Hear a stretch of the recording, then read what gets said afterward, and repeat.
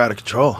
Like, it's 31 years, and I still won't get back to Boulder because of the shame I endured. Seriously, like, I won't go. Everybody goes, why don't you go back to Boulder? Because I'm ashamed that was such a beautiful city, and I treated it like it was Newark. Right. Like, I did what I wanted. I would go to Kmart, hang out outside of fucking the lawnmower department. People would come out with new lawnmowers, and the receipt would fly off.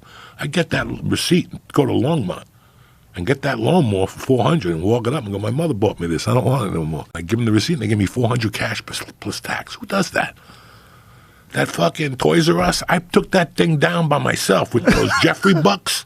I took them down. What's a Jeffrey buck? It's like when you bring a stolen computer in there and they won't give you cash. They'll give you Jeffrey bucks. You have to spend it in the fucking store. Oh. You know what I mean? I had $1 million in Jeffrey bucks at one time. I was buying bicycles and fucking.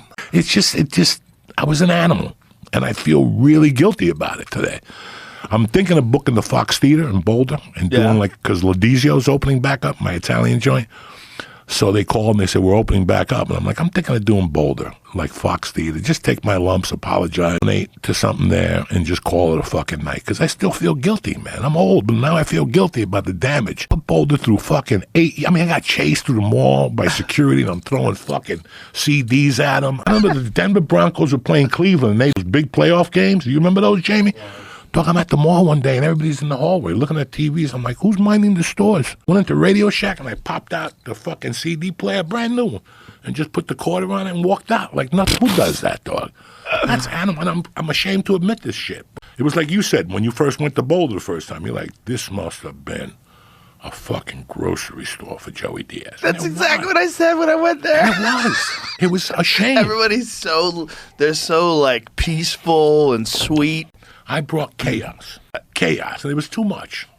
When I was in the prison, I brought chaos in there. I had my cell open. I did what I wanted. It was just too much. And to this day, it's New York, you could shit like that because that's what New York is about.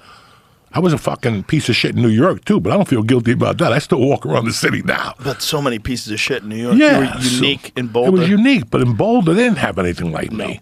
It was shaking down people.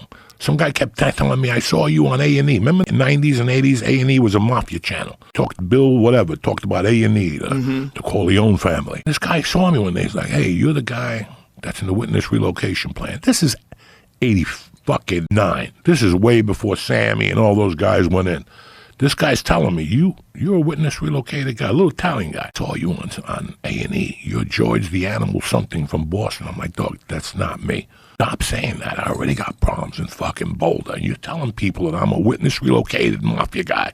Pissed me off so much, finally I just kicked this fucking door down here like one of those Italian knick-knack stores. I went in there and I said, dog, since I'm George the Animal, I am.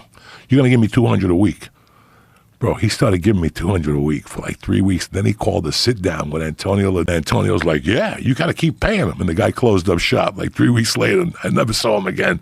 Little Italian guy would always kick his shoes up. Dog, that's crazy shit. I was snorting coke at an ATM.